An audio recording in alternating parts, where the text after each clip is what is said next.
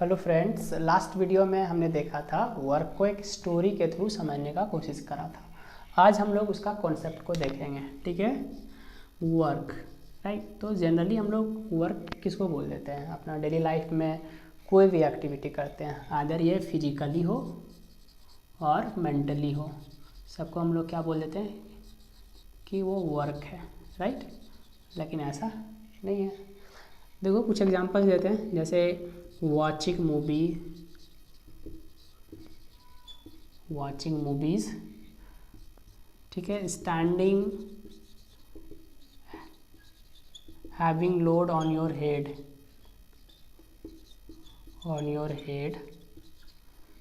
Right, sleeping, study hard for your exam, right. ये सब daily activities है। और कुछ एग्जांपल इधर से डेली एक्टिविटीज़ का लेते हैं। For example swimming, running, right, pushing और pulling trolley, right, kicking, football. ठीक है, तो ये जो चीज़ें हैं ना, हमारा साइंस कहता है कि ये वर्क डन नहीं है, no work, right, no work done. इसमें कहता है कि वर्क हुआ है। तो ऐसा क्या है, क्या इसमें कॉमन दिख रहा है? इसमें कॉमन हमें दिख रहा है कि स्विमिंग करने के लिए एक फोर्स का ज़रूरत है, ताकत लगाना पड़ता है। रनिंग करने के लिए फोर्स का ज़रूरत है। कोई चीज़ को पुश या पुल करना है तो फोर्स का ज़रूरत पड़ना है।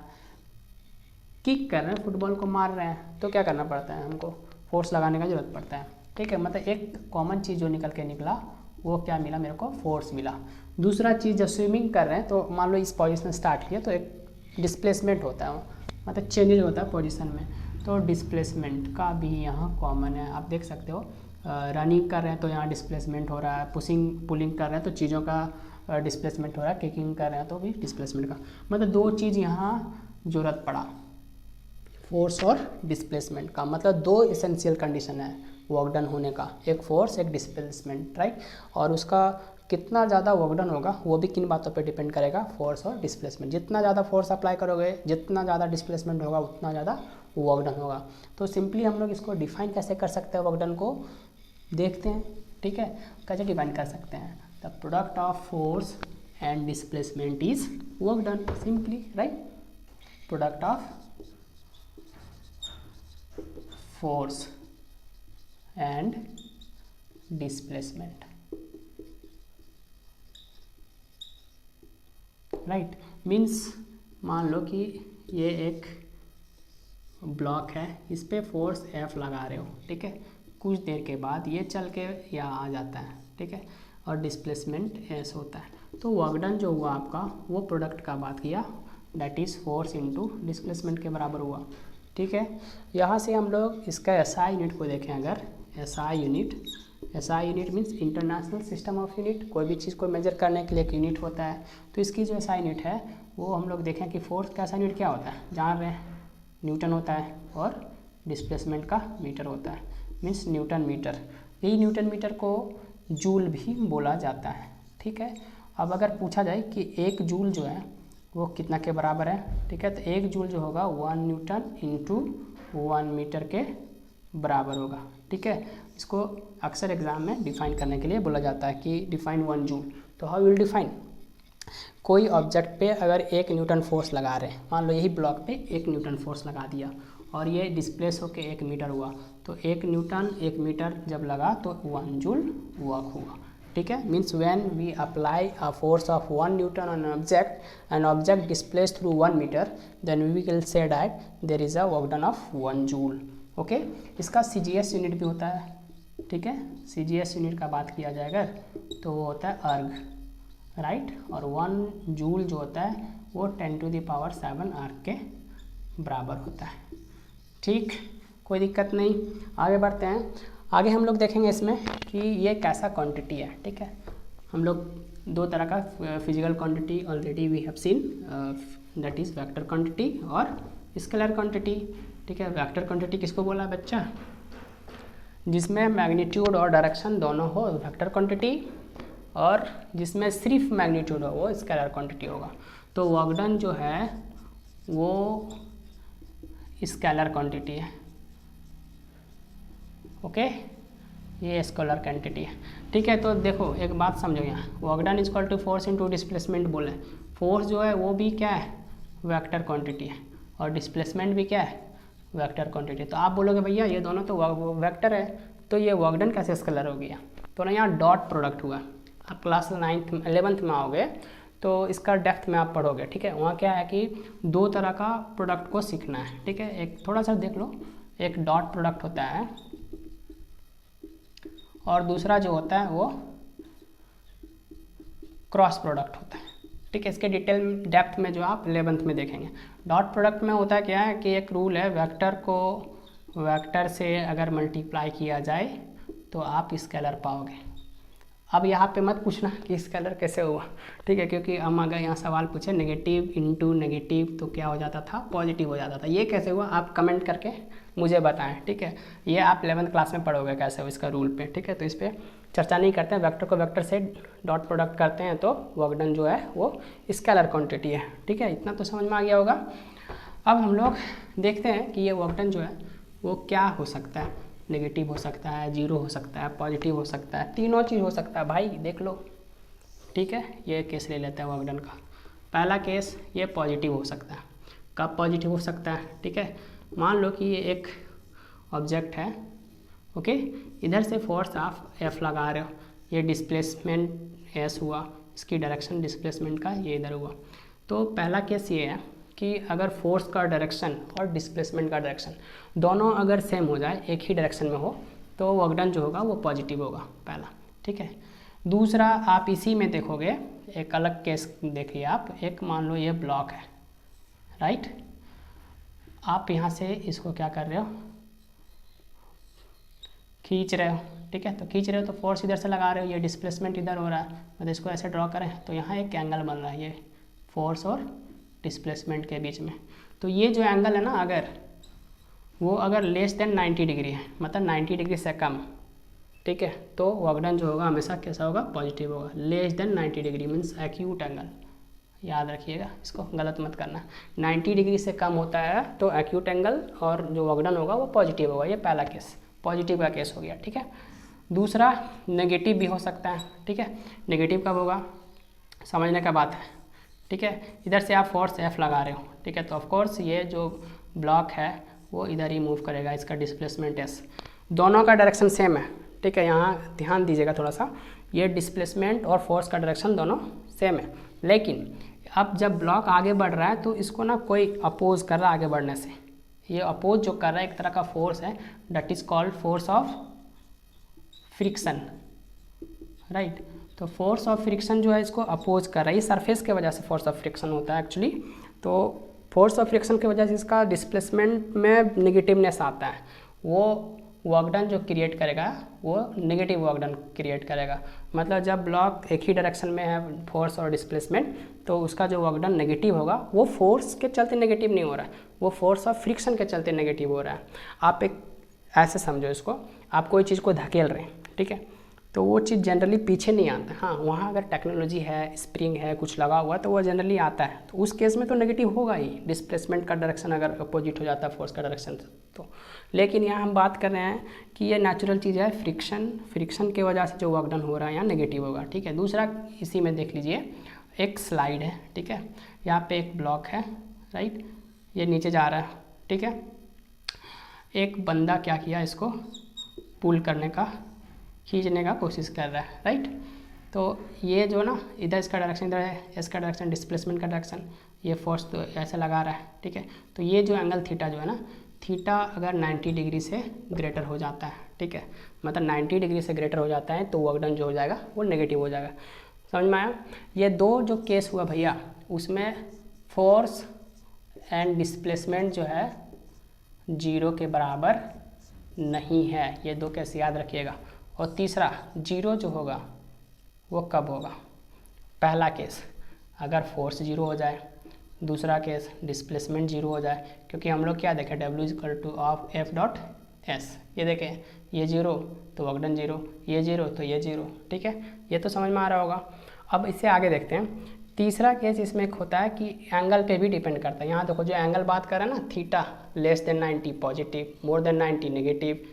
अगर थीटा 90 डिग्री हो जाता है, एग्जैक्ट 90 डिग्री, तो वर्कडन जो होगा वो कितना हो जाएगा, 0। तो आप बोलोगे भैया कि ये फार्मूला में तो work done equal to force into displacement है, तो एंगल का बात कहाँ आ रहा है इसमें, कैसे जानेंगे, कैसे समझेंगे कि एंगल कहाँ पुट करें, समझ में तो नहीं आ रहा है कुछ, ठीक है। तो इसको देखते हैं ना कैसे एंगल पे डिपेंड करता है इस चीज़ को, ठीक है। ये तो समझ में आ गया होगा, हम समझ रहे हैं, ठीक है। अब देखते हैं एंगल का बात यहाँ कैसे होगा, ठीक है। आप देखो इसको ध्यान से समझो, ठीक है। बहुत कॉम्प्लिकेटेड है नहीं, आसान टॉपिक से, ठीक है। देखो ये क्या है कि आप फिर से एक ब्लॉक ले लेते हैं, ध्यान से समझना, ठीक है। आप इसको, ठीक है, पुल कर रहे हो, ऐसे खींच रहे हो, ये फोर्स इसका डायरेक्शन भी इधर डिस्प्लेस करके इसको आप यहाँ ले आए, ठीक है।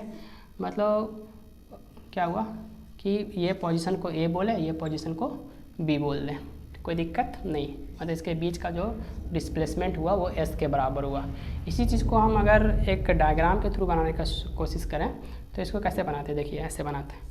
ये पॉइंट ए था, यहाँ से स्टार्ट हुआ और ये पॉइंट बी पे पहुँचा और डिस्प्लेसमेंट जो है एस हुआ। इधर से आप फोर्स लगाइए, ठीक है, ये, ठीक है। इसे हम लोग परपेंडिकुलर ड्रॉ कर लेते हैं, नीट एंड क्लीन बनाते हैं इसको थोड़ा सा। देखिए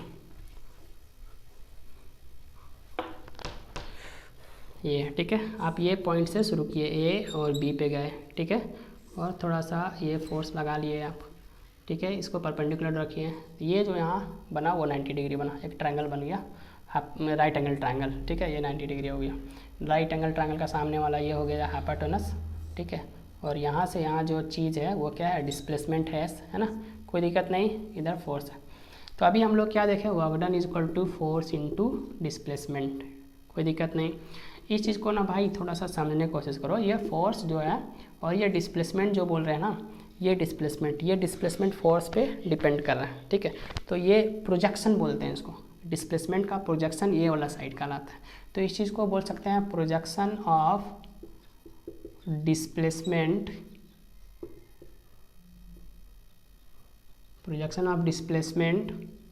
ऑन लाइन ऑफ फोर्स, ठीक है, लाइन ऑफ फोर्स पे प्रोजेक्शन। तो मतलब इस चीज़ को ऐसे लिखें तो एफ डॉट, ये projection of line of force जो है क्या है, वो ए सी है, एफ डॉट ए सी, मतलब वर्कडन जो है वो कितना के बराबर है, फोर्स इंटू ए सी के बराबर। तो ये राइट एंगल ट्रायंगल से हम लोग को ए सी को निकालना पड़ेगा। ए सी को निकालने के लिए बच्चा क्लास 10th में एक ट्रिग्नोमेट्री करके एक चैप्टर है, ट्रिग्नोमेट्रिक रेशियोज, उसमें 6 ट्रिग्नोमेट्रिक रेशियोज है, आप पढ़ोगे वहाँ होंगे तो, ठीक है, अभी घबराने की जरूरत नहीं है। वो है साइन, कॉस, टेन, कॉसेक, सेक, कॉट, ये 6 ट्रिग्नोमेट्रिक रेशियोज है, ठीक है। तो ये रेशियोज में ना फार्मूला आता है सबका ऐसे B/H ऐसे करके आता है, आप याद करो, इसको याद करोगे, ठीक है। अभी टेंशन मत लो, हमको अभी इसका देखो अभी ज़रूरत पड़ जाएगा, हमें इसका और इसका बात करना है, ठीक है, ये AC का बात करना है। तो ये दोनों का रिलेशन जो है ना, ये H है और ये क्या है, B है, बेस है। तो बेस और हाइपोटेनस का रिलेशन जो है ना कॉस देता है, ठीक है। तो यहाँ से अगर हम लिखें कि AC/AB, तो वो जो होगा मेरा कॉस थीटा के बराबर होगा। ये एंगल को थीटा बोल देते हैं, यहाँ जो ये होता है ऐसे, ठीक है, ये एंगल थीटा के बराबर हो गया, कॉस थीटा। अब यहाँ से ए बी तो पता है मेरे को, एस पता है, मतलब ए सी जो है वो इसको उधर ले आते हैं, तो एस इंटू कॉस थीटा। देख लो भाई, नहीं फिर बोलोगे कि कहाँ से आ गया, ठीक है। मतलब ए सी जो है वो कितना के बराबर हो गया, एस इंटू कॉस थीटा, ऐसे लिखते हैं सिंपल, ठीक है। तो इस चीज़ को यहाँ अगर पुट करें तो ये वर्कडन जो है कितना हो जाएगा, force into S into cos theta, ठीक है। अब ये जो थीटा आया ना, ये थीटा का बात कर रहा है कि 90 से कम तो पॉजिटिव, 90 से ज़्यादा तो नेगेटिव और 90 तो जीरो। वो कैसे बात कर रहा है उस चीज़ को भी बता रहे हैं। देखो ध्यान दो थोड़ा सा, इसमें क्या है कि इसको देखिए थोड़ा सा, ये जो कॉस है ना, ये कॉस 0 डिग्री का वैल्यू होता है 1, ठीक है, और कॉस 90 डिग्री का वैल्यू होता है 0, ठीक है। मतलब 1 और 1 इसका मैक्सिमम वैल्यू हो गया और 0 इसका मिनिमम वैल्यू हो गया, ठीक है। ये समझने का बात है, ठीक है। तो यहाँ क्या हो गया कि कॉस 0 से 90 जब जा रहा, मतलब 90 नहीं 89 डिग्री तक, तो पॉजिटिव वैल्यू देगा, ठीक है। और कॉस का 89 से आगे बढ़े तो नेगेटिव वैल्यू स्टार्ट हो जाता है, मतलब 90 तो 0 देगा तुम्हारा, 90 0 देगा, और 91 से आगे बढ़े तो वो नेगेटिव वैल्यू को देगा, ठीक है। तो इस चीज़ को देखते हैं, यहाँ केस लेके करते हैं, इसको देखते हैं।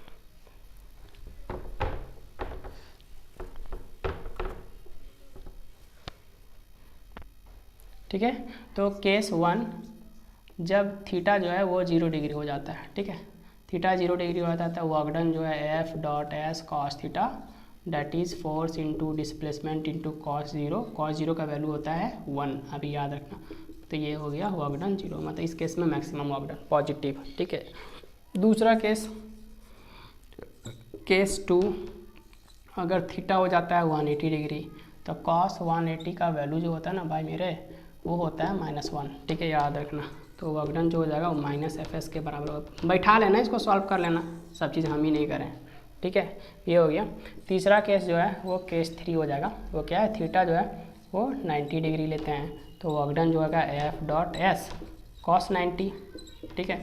ये कॉस 90 का वैल्यू अभी बताए थे आपको कितना, 0, अगर ये 0 तो पूरा कितना हो जाएगा 0, ठीक है। वर्क डन 0 के बराबर हो गया, कब, जब 90 डिग्री रहा। तो इसी का कुछ एप्लीकेशंस है बच्चों जो एग्ज़ाम में अक्सर पूछा जाता है, ठीक है, आप लोग ध्यान से पढ़ेंगे। देखो अभी एप्लीकेशन को हम डिस्कस कर दे रहे हैं, और आपका इसका जो नोट्स है वो PDF आप नीचे सब्सक्रिप्शन में दिया हुआ है, डिस्क्रिप्शन में, उसको आप देख सकते हैं, ठीक है। इसको देखो, पहला मान लो कि ये बंदा है, ठीक है, ऐसा है, ये एक लगेज लेके चल रहा है अपना हाथ में, ठीक है। तो ये लगेज जो है ना नीचे फोर्स लगा रहा है F, ठीक है, और ये बंदा इधर चल रहा है, ठीक है। तो यहाँ जो एंगल जो ये बना दिया ना वो 90 डिग्री बना दिया, ठीक है। दूसरा केस क्या है कि एक ये है साहब, ठीक है, अपना हेड पे लोड लेके चल रहा है, तो इसके चलते फोर्स इधर लग रहा है, डायरेक्शन इधर, मतलब ये अगर यहाँ देखा जाए तो थीटा कितना हो रहा है 90 डिग्री। ऐसे में इसलिए वर्क डन 0, इसलिए बोला जाता है कि a person carrying luggage on their hand or on the head, then the work done is 0. Why it is? Because W is equal to Fs cos theta and cos 90 they are doing, therefore this is 0, ठीक है। यहाँ समझने की बात है। दो case ये हो गया कि लगेज हाथ में धो रहे हैं आप, तो आप प्लेन के साथ परपेंडिकुलर हो, इसीलिए आपका 90 डिग्री 0, ठीक है। माथा पे भी धो रहे हो, तो लड़कियाँ जो पानी वानी कैरी करती हैं वो लोग भी वर्क डन नहीं कर रही है, ठीक है। ये हो गया। तीसरा बात, यहाँ सबसे बड़ी इम्पोर्टेंट बात जो आपको समझना है वो है कि अर्थ जो है सन के चारों तरफ घूम रहा है, सैटेलाइट जो है अर्थ के चारों तरफ घूम रहा है, अर्थ जो है सन के चारों तरफ घूम रहा है, और भी प्लैनेट एक दूसरे के चारों तरफ घूम रहा है, कोई काम नहीं कर रहा है, बिना मतलब का चल रहा है वो, ठीक है। हाँ, दिन रात हो जा रहा है हम लोग, तो उसका अलग कहानी है, आप उसको पढ़े होंगे। ये देखिए कैसे नहीं कर रहा है, ठीक है। ये सर्कुलर पाथ, कोई बॉडी ये है, मान लो ये सर्कुलर पाथ में अगर घूम रहा है ना, तो ये वर्क डन कितना कर रहा है 0। कोई भी बॉडी अगर सर्कुलर पाथ में मूव कर रहा है तो वर्क डन 0। कैसे, समझिए इस चीज़ को। जब कोई बॉडी सर्कुलर पाथ में घूम रहा होता है तो उस जो फोर्स लगा रहा है टूवर्ड्स रेडियस सेंटर लगा रहा है, ठीक है। ये फोर्स ऐसे लग रहा है, टूवर्ड्स रेडियस लग रहा है, और उसी डायरेक्शन पे अगर हम लोग डिस्प्लेसमेंट का डायरेक्शन देखें उसी पॉइंट पे, तो वो टेंजेंशियल होता है, हमेशा याद रखना, ठीक है। तो ये क्या हो जाएगा 90 डिग्री, ठीक है। तो फिर वही कहानी लगाइए, W equal to Fs cos 90 degree, मतलब वर्क डन 0, ठीक है। बचपन में तो आप किए होंगे भैया, क्या किए होंगे कि एक रस्सी में बांधे होंगे पत्थर, ऐसे घुमाना शुरू कर दिए होंगे। अब जब घुमाना शुरू कर दे, ऐसे घूम रहा है, एक ऐसा समय आता है जब छूट गया, मान लो तो छूटा तो ऐसे पत्थर चला जाता है, मतलब आप यहाँ खड़े हो, ये आप हो, ये ऐसे चला गया, तो ये 90 डिग्री ही बना। आप उस केस को देख लो, इसको ये बोले कि ये टेंजेंशियल होता है, और टेंजेंशियल हुआ तो टेंजेंट और ये जो ज्वाइन होता है वो 90 डिग्री परपेंडिकुलर होता है, इसीलिए वो काम नहीं कर रहा है। ये केस भी समझ में आ गया होगा, आई होप सो। एक अलग केस हम डील कर रहे हैं, देखो ध्यान दो इस चीज़ को। क्या है कि ये देखिए ध्यान से, ये क्या दिख रहा है आपको, ये एक स्टेयर है, ठीक है। अच्छा, इसको डिस्कस करने से पहले एक बात तुम लोग नोटिस किए हुए, पता नहीं नोटिस किए होगे कि नहीं, जब IPL वगैरह होता है, मैच होता है, तो पता है जो अंपायर होता है तो स्ट्रेटजिक टाइम होता है या तो प्ले को रोकना पड़ता है खेल को, तो क्या करते हैं वो लोग ऐसे करते हैं, ऐसे करता है ना, देखे होंगे आप लोग। ऐसे क्यों कर रहा है पता है, वहाँ भी फिजिक्स है, समझो इस चीज़ को। ये फोर्स का डायरेक्शन और डिस्प्लेसमेंट का डायरेक्शन, यहाँ कितना बना 90 डिग्री बना ना भाई, मतलब रुक गया, जीरो वर्कडन कुछ नहीं होगा उस समय, रुकेगा, काम रुका, ठीक है, इसको ध्यान दिया करो। अब ये एक अलग केस है, एक बंदा क्या है, क्या कर रहा है, एक बंदा अपने हाथ में लगेज लेके चढ़ रहा है, तो लगेज का फोर्स नीचे लगेगा और वो कितना के बराबर होगा, mg के बराबर होगा। ये कुछ हाइट चढ़ रहा है h, ठीक है, तो फोर्स इतना हो गया, तो वर्कडन कितना होगा इसके चलते, तो वर्कडन जो होगा वो हो जाएगा mg और h का बराबर। क्यों हुआ भाई, F W F into S, यहाँ फोर्स जो है mg है और डिस्प्लेसमेंट h है। लेकिन समझने का बात यहाँ ये है बच्चा कि ये तो ऊपर चढ़ रहा है, तो ये जो वर्कडन हो रहा है ना वो अगेंस्ट ग्रेविटी हो रहा है, इस चीज़ को एकदम नहीं भूलना, अगेंस्ट ग्रेविटी, ठीक है।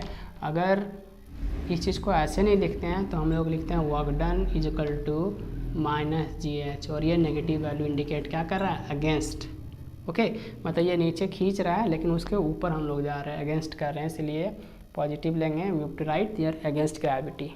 Actually this is minus mgh negative work done, but against gravity this is positive mgh, ठीक है। तो यहाँ हम लोग का वर्क जो है पूरा ख़त्म हुआ, इसका कंसेप्ट ख़त्म हुआ, ठीक है। नेक्स्ट में हम लोग एनर्जी के बारे में डील करेंगे, ठीक है। ये कैसा लगा वीडियो कमेंट करें, और इसका जो नोट्स है वो आपको डिस्क्रिप्शन के लिंक में मिल जाएगा, ठीक है, देख लेना उसको, ठीक है। Thank you class.